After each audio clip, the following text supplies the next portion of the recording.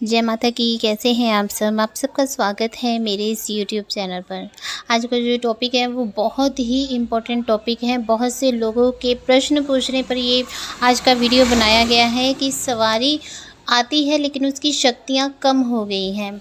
मतलब कि सवारी वाले लोगों की शक्तियाँ कम क्यों हो जाती हैं, उसके बारे में आज हम चर्चा करेंगे। क्या कारण है कि शक्ति कम लगती है? क्या कारण है कि ऐसे लगता है कि पहले हमें पावर ज़्यादा थी, अब पावर कम है? क्या यहाँ पर आप गलती कर रहे हैं जो आपको अपनी शक्तियाँ कम होती नज़र आ रही हैं? तो उन्हीं सब कारणों के बारे में आज हम चर्चा करेंगे, ठीक है?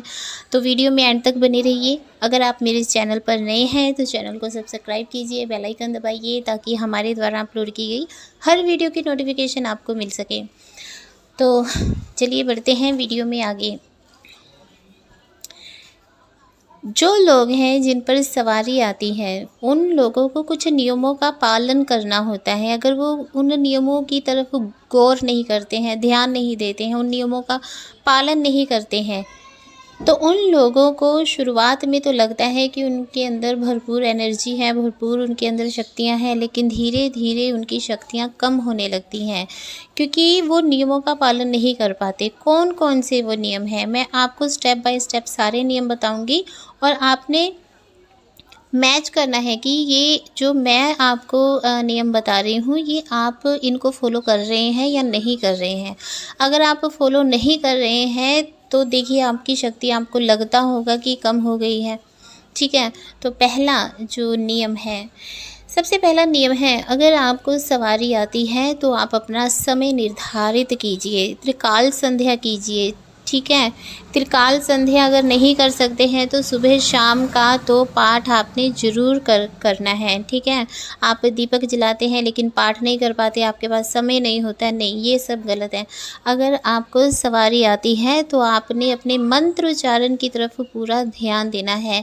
आपने ज्योत भी जगानी है और जाप भी अपना नियमित रूप से करना है। ये आपने नियम बना लेना है कि अगर आप सुबह 6:30 बजे कर रहे हो, 5:30 बजे कर रहे हो, 5 बजे कर रहे हो, जिस समय पर आपने एक बार शुरू किया है, आपने उस समय पर चाहे अलार्म लगा लीजिए कि मैंने इस समय पर पाठ करना ही करना है।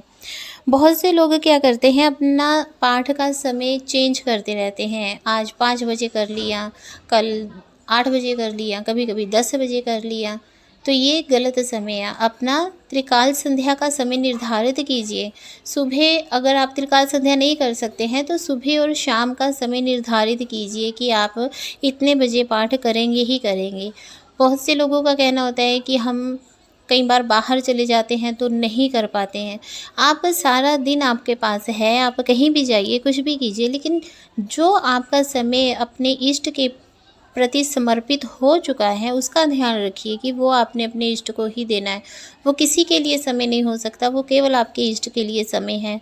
उस समय पर आपने मंत्र उच्चारण करना ही करना है। उस समय आपके और आपके इष्ट के सिवा तीसरा कोई व्यक्ति आपके बीच में नहीं होना चाहिए। ये तो पहला नियम था, ठीक है? दूसरा नियम है, बहुत से लोग जो हैं वो क्या करते हैं कि सवारी आती है लेकिन परहेज नहीं करते, सूतक पातक के घर में भी अन्न ग्रहण कर लेते हैं। तो आपने ऐसा बिल्कुल नहीं करना। अगर आप सूतक पातक के घर में भी भोजन खा लेते हैं तो उससे भी आपकी शक्तियाँ जो हैं वो कम होने लगती हैं। आपको ऐसा महसूस होने लगेगा कि आपकी शक्ति जो है वो कम हो गई है। आपका शरीर पहले जितना ऊर्जावान नहीं रहा, ठीक है? आपको किसी के बारे में आपने देखना होगा तो आपको पहले 1 सेकंड में ही पता चल जाता था, लेकिन अब आपको समय लगता है। 2-3 मिनट आप अपने आज्ञा चक्र पर ध्यान केंद्रित करते हैं तब आपको सामने वाले व्यक्ति की पीड़ा समझ में आती है। तो ये कारण होता है अगर आप सूतक पातक के घर में भोजन ग्रहण करते हैं। और बिल्कुल सात्विक रहिए।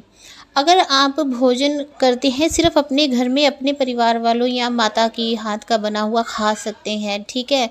अगर आप कहीं किसी के घर में गए हैं, उसके घर में जिसने भोजन बनाया है उस महिला को मासिक धर्म आया हुआ है और आप उसके हाथ का बना हुआ भोजन खा लेते हैं, तो वो भी अशुद्धता आपके अंदर आ जाएगी।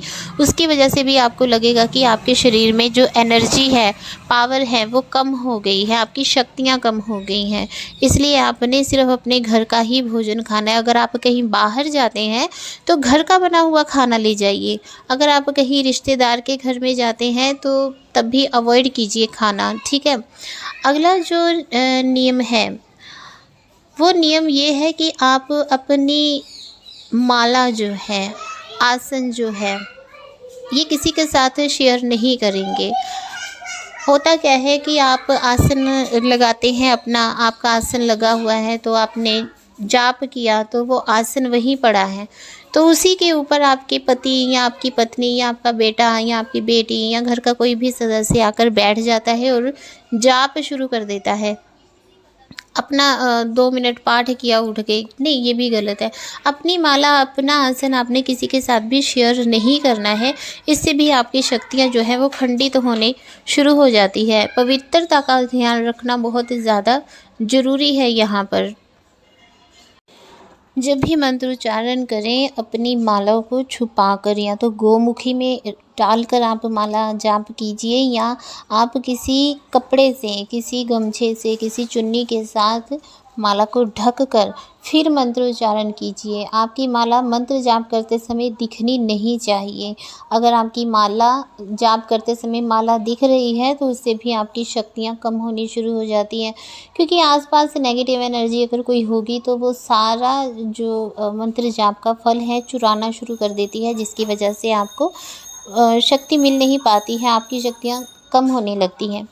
अगला जो कारण है, आप जब किसी के भी पाँव छूते हैं, आपको पता नहीं है वो भक्त है, ओझा है या कोई तांत्रिक है, आपको नहीं पता, आप उसके पाँव छू देते हैं, वो आपके सिर पर हाथ रखता है तो वो आपकी शक्तियों को चुरा लेता है, और जिसकी वजह से आपकी शक्तियाँ जो हैं वो कम होनी शुरू हो जाती हैं।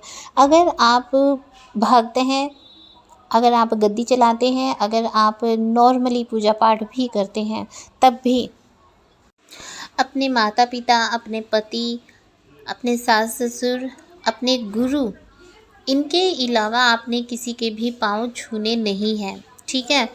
आप सत्कार के तौर पर, है ना, सम्मान के तौर पर आप नमस्कार कर सकते हैं, जय माता की कर सकते हैं, राम राम कह सकते हैं। आपने पाँव नहीं छूने हैं, ना ही अपने आप अगर किसी के पाँव छूओगे तो वो आपके सिर पर हाथ रखेगा और किसी के मन का कुछ पता नहीं है, तो इससे भी शक्तियाँ कम होनी शुरू हो जाती हैं। अगर आप चाहते हैं कि आपकी शक्तियाँ कम ना हो तो आप किसी से भी किसी के भी पाँव मत छुए, ताकि कोई आपके सिर पर हाथ ना रखे। हाथ रखने से भी जो शक्तियाँ हैं वो कम होनी शुरू हो जाती हैं। तो अगर आप इन नियमों का पालन करते हैं तो कभी भी आपकी शक्तियाँ कम नहीं होंगी। आप समय से अपने नियमित रूप से मंत्रोच्चारण कीजिए, साधनाएँ कीजिए, जिससे कि आपकी शक्तियाँ बढ़ती जाएंगी। अगर आपके गुरु हैं तो अपने गुरु से आज्ञा लेकर दशांश हवन अवश्य कीजिए। अगर आपके गुरु नहीं है तो जो भी आपके इष्ट हैं उनको गुरु मानकर आप हवन करना आरंभ कीजिए, ठीक है। हवन कभी किसी पंडित से नहीं करवाना है, क्योंकि आपको पता नहीं है पंडित संस्कृत में क्या श्लोक बोल के चले जाएगा और क्या आपकी शक्तियाँ ले जाएगा, आपको समझ में ही नहीं आएगा। इसलिए आप हवन खुद से करें, तो इससे आपकी शक्तियाँ बढ़नी शुरू हो जाएगी। हमेशा अपनी चारों तरफ जब भी आप जाप करें सुरक्षा चक्र ज़रूर लगाएं, ठीक है। तो इन सब चीज़ों का ध्यान अगर आप रखेंगे तो कभी भी आपकी शक्तियाँ कम नहीं होंगी। तो ये आज का टॉपिक था, मैंने आपको बताया कि सवारी वाले लोगों की शक्तियाँ कम क्यों हो जाती हैं, समाधान भी बताया है साथ में मैंने। तो अगर आपको वीडियो अच्छी लगे तो लाइक कीजिए, कमेंट कीजिए, शेयर कीजिए। जय माता की, खुश रहिए, खुशहाल रहिए।